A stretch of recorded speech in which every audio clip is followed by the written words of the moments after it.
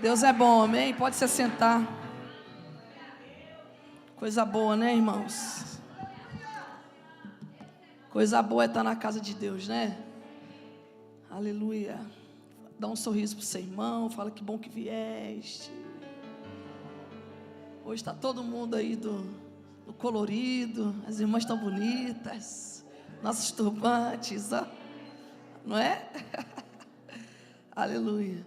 Como é bom falar de missão, falar de envio, de missão, toca ao nosso coração, até porque nós somos uma igreja missionária, né? Nós somos fruto de um coração missionário. Estava falando aqui e eu estava lembrando quando eu ainda adolescente, quase ontem, praticamente semana passada.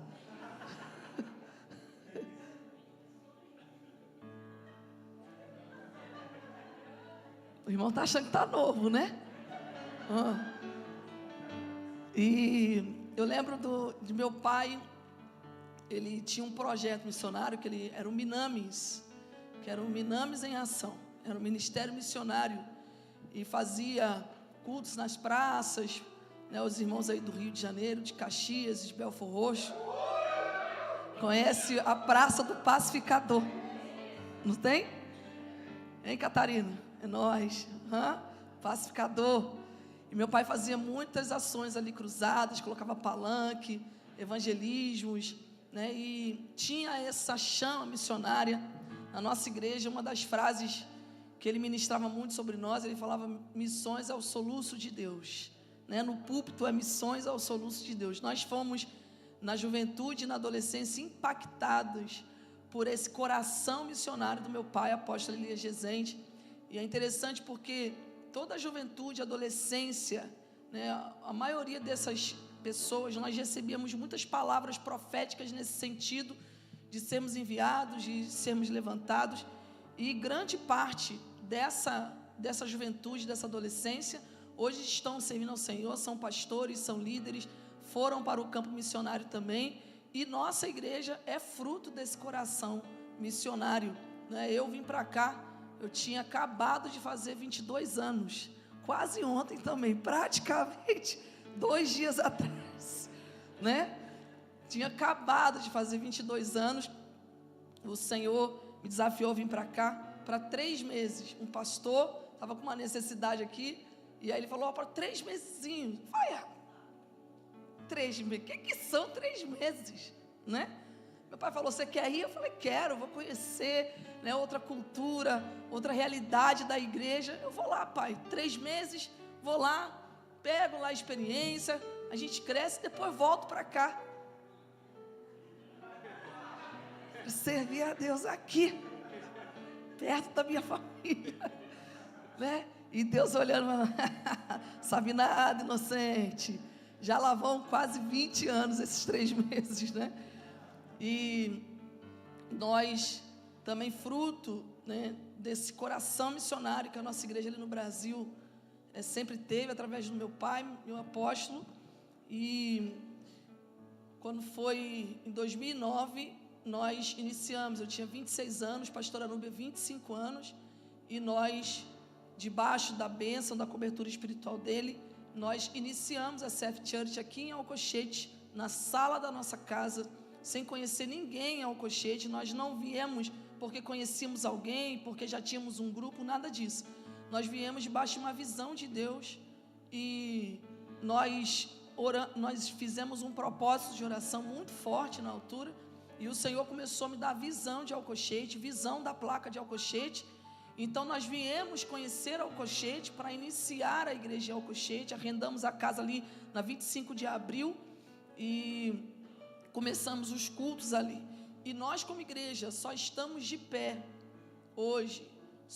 Hoje podemos fazer toda essa festa, porque era o propósito de Deus, porque era a vontade de Deus e é a vontade de Deus. Mas mais do que isso, porque tínhamos uma igreja de joelhos dobrados por nós, uma igreja que muitas das vezes nos socorreu financeiramente, para que nós tivéssemos condições de fazer a obra de Deus aqui em Portugal. Então, isso toca o nosso coração, porque nós somos uma igreja missionária, fruto, né, de um coração missionário. Então, louva a Deus por isso, amém? E nós podemos hoje ministrar e transbordar. Eu creio que daqui a alguns anos, nós teremos muitas igrejas abertas, muitos missionários enviados, mantidos pela nossa igreja, amém? Transbordar em nome de Jesus. Quem crê, diga amém. Quem crê que Deus vai te levantar, diga amém. Porque quando pensou em missionário enviado, pensou, amém, eu vou mesmo orar pelos que são enviados. É você que vai ser, tá? Abra sua Bíblia, João, capítulo 4. Eu quero louvar a Deus pela vida da missionária Rosana, que teve em Angola e foi impactada, né? Ela fez essa viagem missionária e foi impactada, viveu, algo muito poderoso da parte de Deus ali, pôde ser um canal de bênção naquela nação, e sem dúvida, onde um crente fiel, sedento, ungido, passa, o rastro é de milagres e de bênção e de vida. E que bom que ela deixou essa marca ali na Angola, nessa igreja em específico, ali em algumas áreas, também nos trabalhos que ela visitou, organizações, ajudando, cooperando, e honrar também a Deus pela vida da Marlene, que deu o start, a Marlene convidou a missionária Rosana para fazer esse trabalho lá, e tem um coração apaixonado por Jesus, o desejo de ver coisas bonitas acontecerem lá na sua nação, e pôde partir para a ação, convidou, teve lá criou toda a estrutura, a logística, para que aquilo que foi desenvolvido ali acontecesse. E é assim, quando junta lenha e fogo, a fogueira cresce. Então a Marlene criou toda essa estrutura, os órgãos, para abençoar ali, para servir a nação, para socorrer, para ajudar, como elas falaram, levaram cestas básicas, ajudaram orfanatos, hospitais também? Hospitais, levaram centros de isolamento, levaram, irmãos, alimentos, socorreram financeiramente e ajudaram. Então, eu louvo a Deus pela vida da Marlene, pelo seu coração, viu, Marlene? Que Deus possa retribuir cada semente que você tem lançado, que eu sei que é fruto só do seu amor, é fruto do seu amor, que as sementes possam germinar e realmente que tu tenhas uma colheita extraordinária, em todas as áreas, naquilo que tu tem semeado materialmente, para que tu possas ir muito além, semear muito mais, e espiritualmente, porque quem semeia em vidas, colhe vidas, amém? E que você possa colher na sua vida em nome de Jesus, tudo aquilo que você fez, e o resultado todo que aconteceu, é fruto do teu coração. Que Deus te honre e te multiplique na tua casa, na tua família, nos teus negócios, em tudo, amém, gente? Vamos aplaudir a Jesus pela vida da Marlene e a missionária Rosana, que deu lugar na terra.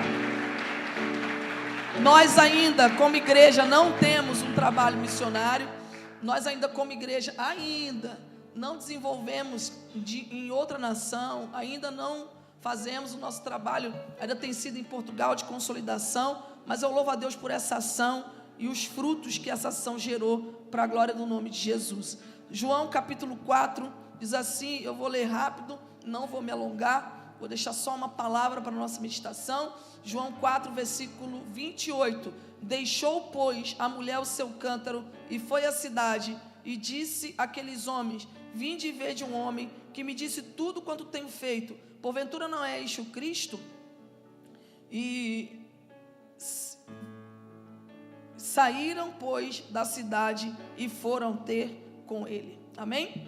Irmãos, aqui essa passagem está falando dessa mulher que é conhecida como mulher samaritana, porque vivia em Samaria.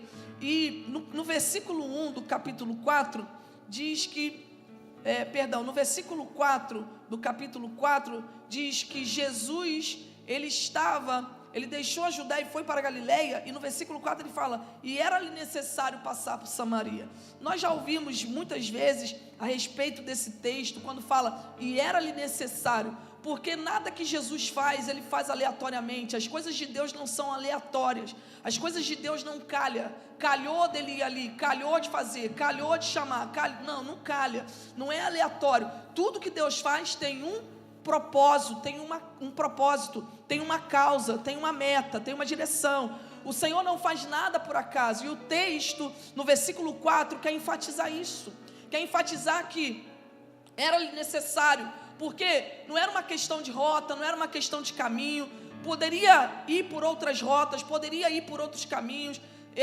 Daqui a pouco nós vamos entender que Samaria nem era um lugar mais propício para que um judeu passasse, mas era necessário passar por Samaria, porque o texto está nos indicando que havia um propósito no coração de Deus, né? Havia um propósito em Cristo estar ali em Samaria, e nós vamos entender no desenrolar, porque quando ele chega em Samaria, a palavra de Deus diz no versículo 5, foi pois a uma cidade de Samaria chamada Sicar, junto à idade de Jacó, que Jacó tinha dado ao seu filho. E aí o versículo 6 fala, e estava ali a fonte de Jacó. Jesus, pois, cansado do caminho, sentou-se junto à fonte. Jesus, ele olha o poço de Jacó, e já estava ali há muito tempo, e ele se assenta ao lado da fonte de Jacó. Ele chega ali com todos os seus discípulos, mas ele pede para os seus discípulos comprarem comida, e é interessante, né? No mínimo Jesus estava com os 12, no mínimo, né? Fora os outros que caminhavam com eles, e é natural que se tu chegas num lugar, imagina Jesus cansado do caminho, sentou, não havia ali, ele não estava hospedado numa casa, senta junto à fonte, seria natural talvez Jesus mandar alguns e ficar com uns, né? Para lhe fazer companhia. É natural que ele ficasse com alguém ali, mas Jesus tinha um propósito. Lembra que era necessário passar por Samaria, porque havia uma razão para ele passar por Samaria, e por causa do propósito, ele manda os discípulos irem comprar comida, e ele fica sozinho, e quando ele fica sozinho, versículo 7, veio uma mulher de Samaria tirar água, e disse-lhe Jesus, dá-me de beber. Dá-me de beber. No versículo 9, disse-lhe, pois, a mulher samaritana, como sendo tu judeu, me pedes beber a mim, que sou mulher samaritana? Porque os judeus não se comunicavam com os samaritanos. Os samaritanos, eles eram considerados pelos judeus uma raça misturada, não eram nem considerados muitos israelitas, porque numa invasão que houve há um tempo atrás em Israel, a capital era Samaria, os assírios levaram cativos os israelitas, inclusive os samaritanos, e trouxeram outras pessoas de outros povos que habitaram em Samaria, e eles tinham vários costumes que entravam em conflito com aquilo que Deus ensinava ao seu povo. Por isso que nós vamos ver os judeus em conflitos com os samaritanos, não se davam, mas aquela mulher vai falar com Jesus, como é que você fala comigo que sou mulher samaritana? E Jesus não se ofende com isso, não justifica isso. Jesus no versículo 10 responde e diz, se tu conheceras o dom de Deus, e quem é o que te diz, dá-me de beber, tu lhe pedirias, e ele te daria água viva. Jesus está falando para aquela mulher, se tu me conhecesses, se tu conheceras, se tu entendesses o que está acontecendo agora, se tu entendesses o dom, o presente de Deus, o que está acontecendo, e quem é que está te pedindo água, não era eu que te pediria, mas tu me pedirias água, e eu te daria água viva, porque Jesus sempre tem algo a nos dar. Disse-lhe a mulher, versículo 11, Senhor, tu não tens com que tirar, e o poço é fundo, onde pois tens água viva? E aí Jesus fala no versículo 13, Jesus respondeu e disse-lhe, qualquer que beber desta água, tornará a ter sede, mas aquele que beber da água que eu lhe der, nunca terá sede, porque a água que eu lhe der, se fará nele uma fonte de água a jorrar para a vida eterna. Vou repetir o que Jesus disse, porque quando aquela mulher pergunta, tu não tens nem balde, tu não tens um pote, tu não tens nada para tirar água desse poço, como é que estás a me dizer que se eu te pedir água, tu me dás uma água melhor do que esta, uma água viva? Como assim? Jesus fala, eu vou repetir o que Jesus falou, porque Jesus falou, qualquer que beber desta água do poço de Jacó, dessa água do poço que um homem abriu, um homem de Deus, mas foi um homem que abriu, dessa água era o poço de Jacó, algo terreno, dessa água, o poço de Jacó, algo que fazia alusão a algo natural, algo terreno, porque nada nesse mundo pode suprir totalmente a necessidade do nosso coração. Jesus está falando, quem bebe dessa água, volta a ter sede, ela até sacia por algum momento, ela até resolve o problema por algum momento, ela é um paliativo, mas logo volta a ter sede, logo volta aqui, logo tem que voltar aqui, porque aquilo que o homem dá, aquilo que a terra dá, aquilo que é natural, só pode amenizar, só pode ajudar, mas não resolve o problema. Jesus está falando, quem bebe dessa água, volta a ter sede, aqui tem um poço, é legítimo, mas quem bebe, quem vem aqui nesse poço de Jacó, algo terreno, algo humano, algo natural, logo tem que voltar. Mas aí Jesus continua dizendo, mas aquele que bebe da água que eu lhe der, mas aquele que bebe da água que eu lhe der, nunca terá sede, porque a água que eu lhe der, se fará nele uma fonte de água a jorrar para a vida eterna. Jesus estava dizendo que ele era maior do que aquela fonte. Jesus estava dizendo, aqui está algo natural, aqui está algo da terra, aqui está algo humano, mas eu sou maior do que esse poço, eu sou maior do que aquilo que fizeram no passado, eu sou o maior. Isso aqui é o poço de Jacó, é a fonte de Jacó, mas eu sou a fonte da água da vida. Ela estava ali com um cântaro para buscar daquela água. Ela estava ali com um cântaro para resolver o seu problema.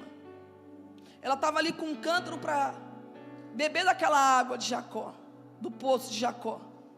Era o que ela ia fazer, foi o que ela foi fazer, é o que ela foi fazer. Mas Jesus estava dizendo, eu sou maior,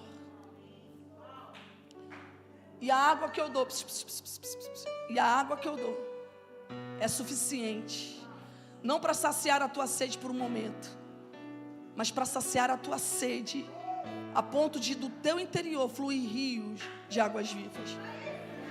Deixa eu te lembrar algo, Jesus nos é suficiente. Dá um sorriso para o teu irmão, acalma ele, fala, Jesus é suficiente. A escolha é nossa, se vamos beber das fontes e do poço de Jacó, ou se vamos beber de Cristo. As duas fontes estavam ali, estava ali o poço, estava ali a fonte.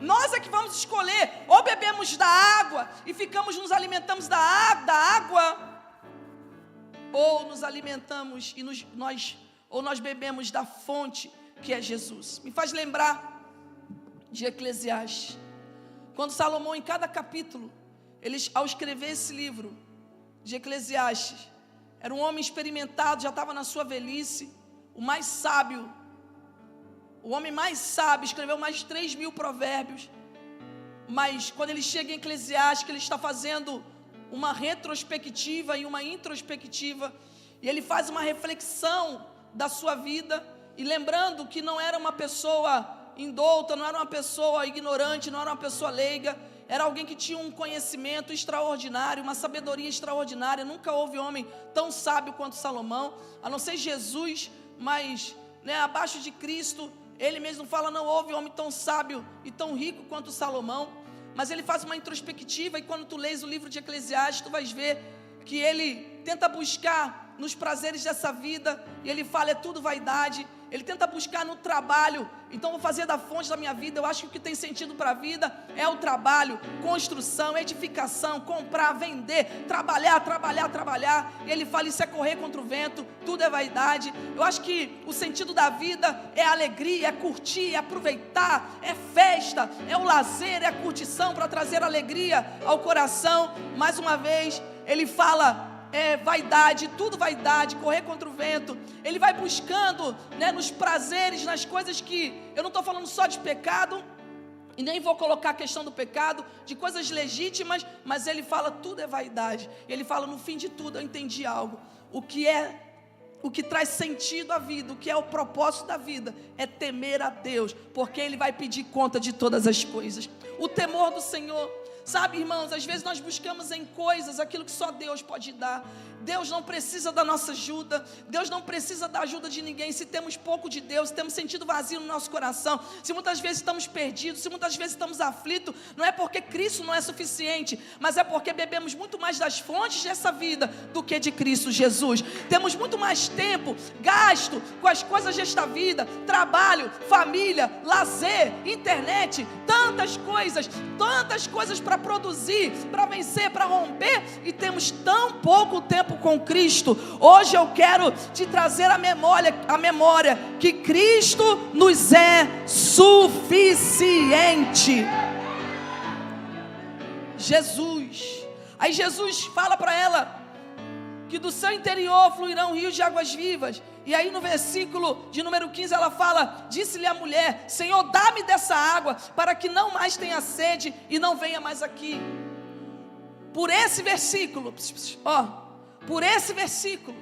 nós entendemos que, por inferência, que tudo que aquela mulher não queria era ter que estar ali. Ela fala: me dá dessa água para que não mais tenha sede e não venha mais aqui tirá-la. Eu não quero mais vir aqui tirá-la. E aí Jesus olha para ela e fala: vai, chama o teu marido e vem cá. No versículo 17, ela responde: eu não tenho marido. E Jesus disse-lhe: olha, disseste bem, não tenho marido, porque tiveste 5 maridos, e o que agora tens não é teu. Isso disseste com verdade. Aquela mulher já vinha de 5 relacionamentos frustrados, e o que ela tinha agora não era seu. Nós não entendemos muito bem que tipo de relacionamento era esse, mas o certo é que aquela mulher vinha de relacionamentos frustrados, tentativas. Imagina, porque pegar água no poço, outro dia eu ministrei, acho que sobre isso aqui, pegar água no poço era cedo, e a maior parte eram mulheres, enquanto os varões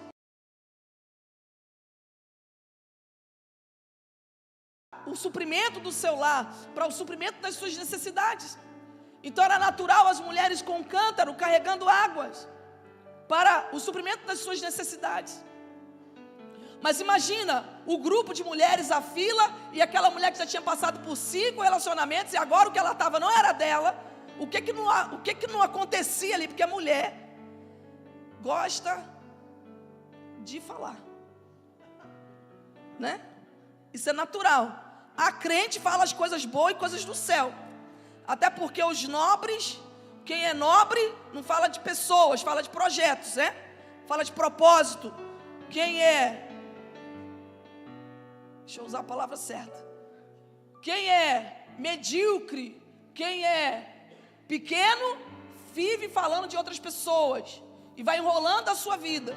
Mas quem é grande, quem é nobre, fala de propósitos, de projetos, de ajuda, de edificação, tudo que é puro, tudo que edifica. É disso que as pessoas nobres falam. Mas reuniu a mulherada, aquela mulher ali, 5 maridos, agora o que é dela? E ela fala: me dá logo dessa água para que eu não tenha que voltar aqui, não quero mais vir aqui. E Jesus fala: vai lá, chama o teu marido. E ela fala: não tenho marido, disseste bem. E quando Jesus fala para ela o que estava acontecendo, ela fala: eu vejo que és profeta. E agora ela é espiritual, ela conhece a Bíblia. Ela conhece a Bíblia. E ela fala para Jesus: nossos pais adoraram aqui, tu és profeta, né? Nossos pais adoraram aqui, e vocês dizem que é em Jerusalém, e a gente fala que é aqui. E como é que é isso? Jesus não entra nessa questão teológica. Jesus fala para ela: escuta uma coisa, a hora vem, e já é agora, em que os verdadeiros adoradores adorarão ao Pai em espírito e em verdade. E a mulher disse: eu sei que o Messias, ela conhecia a promessa do Messias, ela conhecia a promessa do Cristo. E ela fala: eu sei que o Messias, que se chama Cristo, vem, e quando ele vier, nos anunciará tudo. E Jesus, no versículo 26, olha para ela e fala: eu sou o Messias, eu que falo contigo. Naquele momento Jesus se revela àquela mulher, a verdadeira água que sacia a nossa sede, a verdadeira água que muda a nossa vida, o verdadeiro poder que transforma a nossa história. Jesus se revela e fala: eu sou. E aí no versículo 28 que lemos no começo, fala que aquela mulher, depois dessa revelação, aquela mulher deixou o seu cântaro e foi à cidade e disse àqueles homens. Aquela mulher que foi buscar a água, era o seu propósito ali. Ela tinha o seu cântaro, porque o cântaro era o que representava o seu trabalho e aquilo que ela foi fazer naquele lugar. Mas depois de receber a revelação de Cristo na sua vida, ela deixa o seu cântaro, ela coloca o seu cântaro de lado e ela vai à cidade anunciar Jesus. Ela vai à cidade, lembra que ela não queria nem estar naquele poço por causa das pessoas que rodeavam aquele poço, mas depois da revelação de Cristo, a fonte de água da vida tão poderosa começou a jorrar tão forte dentro dela, que ela não se conteve. Aquela mulher que queria fugir, se esconder, não ser vista, não está ali no poço, não está com ninguém, ela vai lá para o centro da cidade. Já era vergonha, já era timidez, o cântaro fica de lado e ela fala: venham ver um homem que disse toda a minha vida. E a palavra de Deus diz que Samaria foi tocada pelo poder de Deus por causa do testemunho daquela mulher. Quando tu tens a revelação de Cristo, aquela pessoa que tem a revelação de Jesus, não só a sua vida é transformada, não só sofre o impacto na sua própria vida, mas quando a pessoa tem a revelação do Cristo, quando a pessoa tem a revelação de Jesus, ela não consegue ficar indiferente à sua chamada, ela não consegue ficar indiferente ao seu propósito, ela não consegue guardar só para si mesmo. Aquilo que era prioridade, aquilo que antes era prioridade, está aqui, é um cântaro, não é pecado, mais uma vez eu digo, algo legítimo, mas aquilo que era antes uma prioridade fica de lado, porque a prioridade dela torna-se em testemunhar daquilo que Deus é na sua vida, daquilo que Cristo fez na sua vida. A prioridade daquele que tem a revelação de Cristo não é nem falar de si mesmo, mas transbordar daquilo que recebeu da parte de Deus. Quantas pessoas estão limitadas no seu ministério? Não é porque Deus não tem um propósito na sua vida. Quantas pessoas hoje estão tão envolvidas só com as coisas desta vida, bebendo apenas da fonte de Jacó, carregando seu cântaro para cima e para baixo, e porque não querem largar o cântaro, porque não querem largar aquilo que é humano, não tem vivido o propósito específico de Deus para a sua vida. Eu quero te lembrar, como a pastora Nube pregou semana passada, Deus vai cobrar de você. Deus não vai cobrar de mim o que era para você fazer. Pastora, Deus, eu só não fiz porque o Senhor sabe, eu não tinha tempo. Eu só não fiz porque o Senhor sabe, eu tinha que trabalhar. Eu só não fiz, Senhor, porque o Senhor sabe, né? O meu cântaro do trabalho, eu não podia largar, porque se eu não trabalhar, quem é que me sustenta? Eu só não fiz, Senhor, porque eu tenho que estudar. O Senhor sabe, a vida do estudante é muito difícil. A gente não tem tempo para pensar em outras coisas, a mente fica 1000 por hora.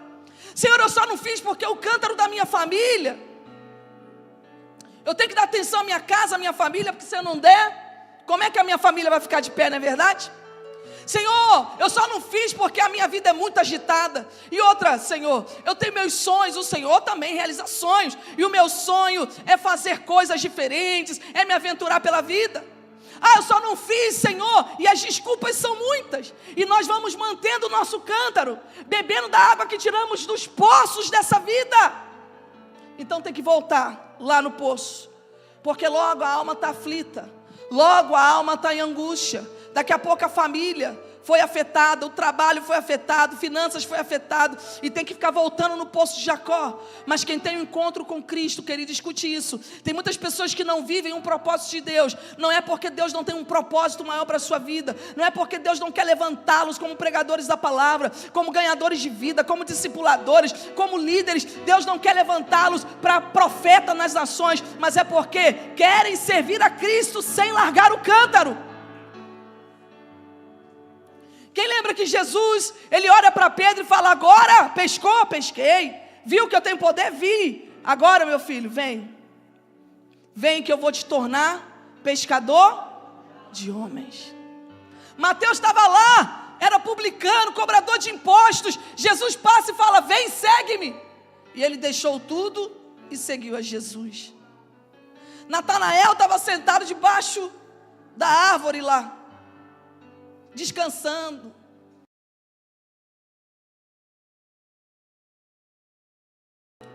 Agora vem e segue-me. Todos esses homens viveram um propósito extraordinário de Deus, porque não beberam da água só para si, mas no seu interior fluía um rio de águas vivas. E porque aquela mulher deixou o cântaro de lado e foi cumprir o seu propósito. E olha, queridos, que interessante, porque quando ela chega lá na cidade, ela nem sabe falar muito bem de Jesus. Ela nem fala muito bem, ela só fala, olha, venham ver um homem. Ela nem sabia bem falar de Jesus, mas aquilo que ela sabia, ela usou.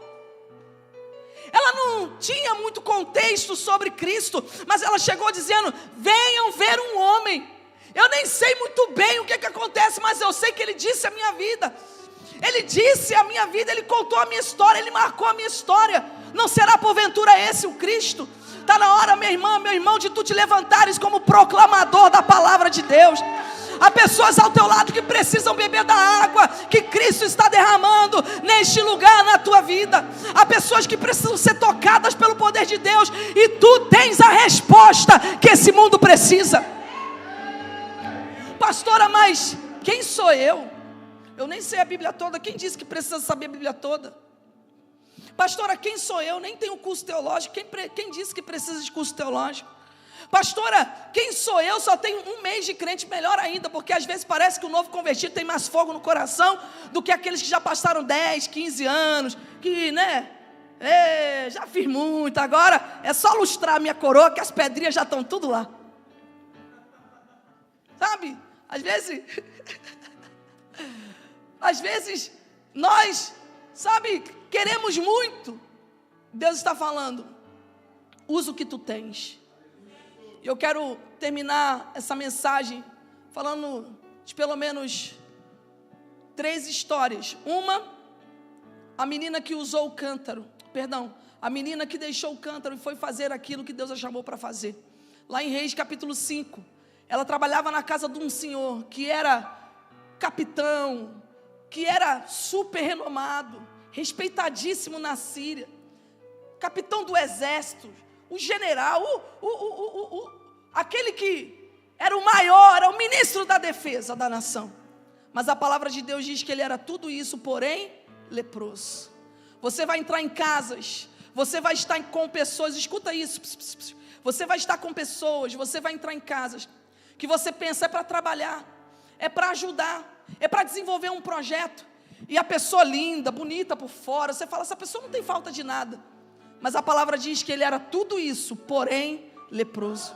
E aquela menina conseguiu identificar, ela estava ali para trabalhar, ela estava ali com um cântaro na mão, mas ela deixa o seu cântaro, ela fala, quem dera que o meu Senhor estivesse lá em Israel, diante do profeta. O profeta tem resposta para você. Tudo que Deus precisa é que tu te levantes, e ao invés de olhar a aparência das pessoas e ficar intimidada, ter compaixão dessas vidas, que estão muito bonitas por fora, mas por dentro leprosas, precisando de uma palavra, precisando de uma transformação. E tudo que Deus quer de você, não é que você tenha todas as ferramentas, vou chamar a minha pastora para estar aqui, amém, se for preciso eu vou, mas está na hora de tu te levantares e falar, olha, teve um homem que mudou a minha vida, e aquele que mudou a minha vida, ele pode mudar a tua também.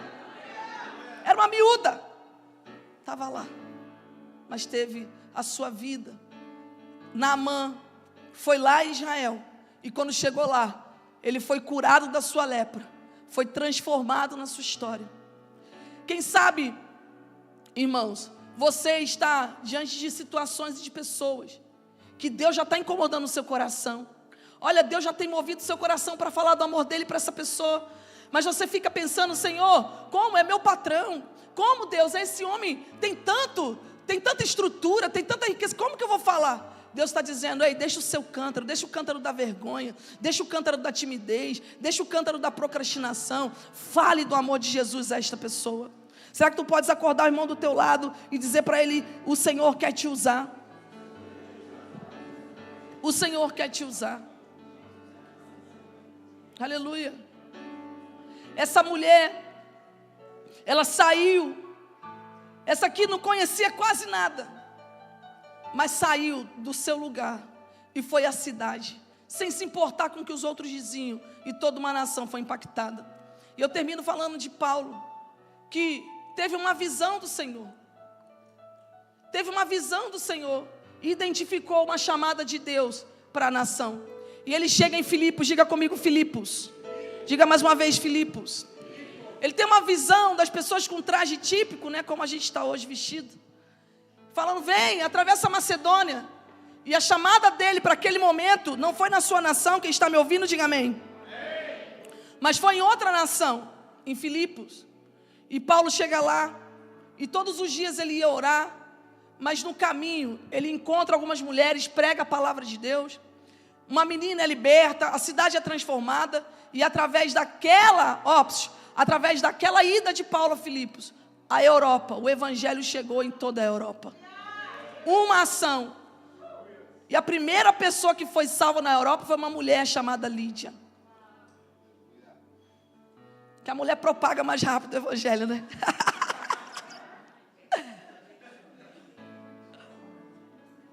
Foi para outra nação. Irmãos, missão se faz de 3 formas. Marcos 16:15 fala, ide pregai. Esse ide, olha, escuta, estou terminando. Esse ide não é só ide, quando chegar lá fala. Esse ide é indo, é esse gerúndio, sabe? Indo, fazendo. É ide, é porque é no caminho, é em todo lugar. Seja na casa de alguém, numa ação de trabalho, seja em algo que tu vais fazer para ti mesmo, como esta mulher. Ou seja, se Deus te mandar para outro país e falar, atravessa a Macedônia e ajuda-nos. Nem todos aqui vão para outro país pregar a palavra. Nem todos, sabe, serão missionários, ou pastores, ou líderes a tempo inteiro, no sentido de ser mantido pela obra de Deus. Mas uma coisa você pode ter a certeza absoluta: todos nós somos chamados a ser pregadores da palavra de Deus. É indo, é onde eu estou, é no que eu estou a fazer. Porque missões se faz de 3 formas. Primeiro, missões se faz com os joelhos que se dobram. Quando tu dobras o joelho na tua casa, quando tu dobras o joelho orando, Senhor, salva, Senhor, levanta pregadores, Senhor, envia ceifeiros para a tua obra. Senhor, levanta, Senhor, desperta a tua igreja. Senhor, salva o meu vizinho. Senhor, salva aquela pessoa que todo dia eu pego o autocarro com ela. Senhor, salva aquela pessoa. Senhor, levanta-nos. E os joelhos dobrados fazem com que o reino de Deus se expanda, porque a nossa oração, ela toca o coração de Deus, e Deus envia ceifeiros para a sua obra. Missões também se faz com as mãos daqueles que trabalham e servem ao Senhor, com seu serviço e com seus bens. Quando Paulo fala, como virão se não há quem pregue, em Romanos, e como pregarão se não há quem envie, não é enviar, vá em paz em nome de Jesus, mas aqueles que mantêm a obra de Deus, aqueles que servem com seus bens, aqueles que mantêm projetos missionários, aqueles que mantêm, sabe, ações missionárias. É o bolso. Quando a gente coloca a mão no nosso bolso e entende que os recursos que Deus nos deu não é apenas para a nossa satisfação pessoal. Tem pessoas, irmãos, que usam os seus recursos só para si mesmo. Primeiro eu, depois eu, e depois eu também. Eu lembro de um testemunho que meu pai sempre contava, de um senhor que tinha uma quinta. No Brasil nós chamamos uma fazenda, um fazendeiro. Aqui eu não sei como diz, é um quinteiro. Tinha uma quinta muito grande. Como? Uma herdade. Como é que chama? Fazendeiro? Não, calma aí, gente, calma aí. Uma herdade, um espaço, pronto. Tinha um terreno, um campo, entendeu? Coisa grande, vários, isso. E só que ele foi acometido de uma enfermidade que não tinha cura. E buscou os melhores médicos do mundo, porque o dinheiro não é nada quando a enfermidade bate na porta. E ele buscou todos os recursos do mundo e não achava. E um dia, já desenganado pela medicina, não tinha mais como, ele passou no caminho, em frente a uma igrejinha, que tinha no caminho da sua herdade. Uma igreja simples ainda, de madeira e tal, mas um povo crente lá dentro. E ele naquele dia parou lá. Parou e foi cultuar. E naquele dia a senhorinha que estava à frente, foi sem conhecê-lo, pôs a mão na cabeça dele e orou. E Deus naquele dia o curou completamente. Foi completamente curado. Passado um tempo ele voltou naquele lugar para agradecer a Deus. Ele agradeceu a Deus, mas na hora de levantar a oferta para aquele lugar, contribuir para aquele lugar, não que ele fosse obrigado a nada, mas as nossas ações materiais revelam aquilo que está no nosso coração. Quando chegou na hora da oferta, ele pôde tirar aquele bolo de dinheiro, porque hoje a gente anda só com cartão, mas na altura era bolinho de dinheiro, né? E foi passando as melhores notas, e quando chegou na pior nota, foi essa nota que ele deu de oferta. E eu fico pensando numa história dessa, não pelo dinheiro, não pelo valor financeiro, mas como muitas das vezes nós não entendemos o porquê que Deus nos dá o que dá. Deus te dá o que dá, não é para que tu uses só para ti, ainda que tu uses para ti, ainda que tu possas usar para benefício teu, da tua casa, para conforto do teu lar, porque isso é dom de Deus. A palavra de Deus diz que usufruir do fruto do seu trabalho é dom de Deus. Mas por que Deus está te dando o que está te dando? Será que é só para ti? Será que é só para carros, para casas, para barcos, para aviões, para investimentos, para preparar para o futuro? Ou será que Deus também está te dando o que está te dando?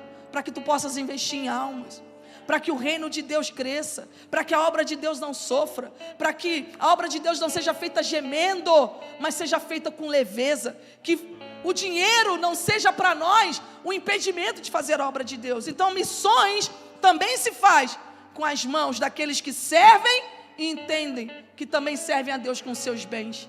E missões se faz com os pés daqueles que vão pregando em todo o tempo o evangelho do reino e a salvação que há em Cristo Jesus. Eu não sei você, querido, mas uma oração que eu sempre fiz,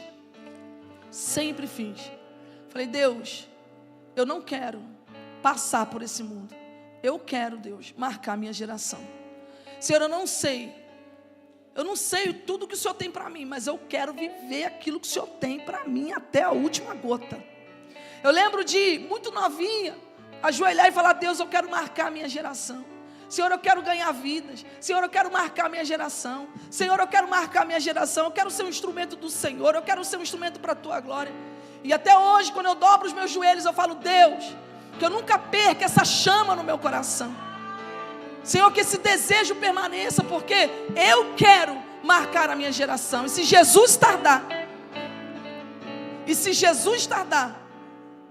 e eu partir para a eternidade, eu quero deixar um legado, uma história de alguém que passou, talvez que não tenha grandes coisas como Paulo, né? Paulo terminou com uma capa de frio. Olha o que ele pede a Timóteo lá em 2 Timóteo, foi a última carta que ele escreveu. Você sabia que 2 Timóteo foi a última carta que Paulo escreveu? Quem sabia? Levante a mão assim para eu ver. Depois leia. Olha o que Paulo pede para Timóteo. Paulo, traz o meu pergaminho e a minha capa, meu casaco. Pronto. Foi lá que Paulo, dali, diz a história que partiu para sua morte. O apóstolo Paulo.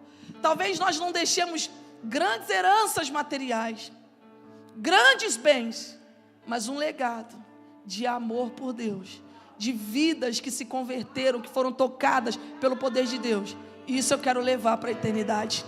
Eu não sei você, querido, tem muitas pessoas que só querem construir um império nessa vida, mas que tu possa construir um império lá nas mansões celestiais. Pastor, o império, a palavra de Deus diz para nós não ajuntarmos tesouros nessa vida, que a traça corrói, a ferrugem, mas juntarmos tesouros lá no céu. Então tem tesouros lá no céu para a sua vida. Deixa esse cântaro que está te impedindo de fazer a obra de Deus. Deixa essa desculpa, deixa esse argumento. Vai para a cidade, faz o que você foi chamado para fazer. Vidas estão te esperando, Samaria está te esperando para viver um grande avivamento das águas que você bebeu e que agora estão transbordando através da tua vida. Fique de pé. Tu que queres ser usado, eu não quero orar hoje para quem tem dúvidas. E nem quero orar hoje para alguém. Calma aí, varão. Deixa eu olhar primeiro, tá rápido você. Eu não quero orar hoje por você que está em dúvida ainda. Pastor, eu não sei se eu quero mesmo servir. Eu quero vir à igreja, ser crente, receber de Deus, e até se eu puder eu vou fazer. Mas eu não quero me comprometer com o Senhor em mesmo me doar mesmo, priorizar o reino de Deus. Não é, depois eu oro por você, mas hoje não é a oração pela sua vida. Também não é oração para aqueles que não querem. Pastor, eu não quero. Eu quero só ir para o céu. Eu servir a Deus. Eu só quero ir para o céu. Estando no céu, já está bom. Agora servir a Deus, Senhor, não conta comigo agora, porque minha vida está muito ocupada. O Senhor sabe que eu estou. E também não tenho forças para fazer. Outro dia eu oro por você. Não é por você que eu quero orar hoje. Eu quero orar por aqueles que num culto desse querem dar resposta a Deus, dizendo assim: Deus, eu quero te priorizar na minha vida. No que eu fizer, eu não estou falando para você largar seu trabalho, não estou falando para você largar o que você faz. Eu estou falando para você usar as tuas habilidades para ganhar vidas para Jesus. Eu estou falando para você usar o teu trabalho, usar as tuas mãos, usar os teus dons e talentos para levantar o nome de Jesus na tua vida. Usar aquilo que Deus tem te dado. Pastor, a partir de hoje eu quero me comprometer com Deus, a fazer dele a minha prioridade, a cumprir a minha chamada, a cumprir o meu propósito, onde quer que eu estiver. Eu vou falar do amor de Jesus, eu vou deixar esse cântaro da timidez, da vergonha, da procrastinação, da falta de tempo, das desculpas, e eu vou para a minha cidade, para a minha Samaria, pregar o meu Cristo, pregar a palavra de Deus. Eu quero orar por você. Se tu és esta pessoa, vem aqui à frente em nome de Jesus.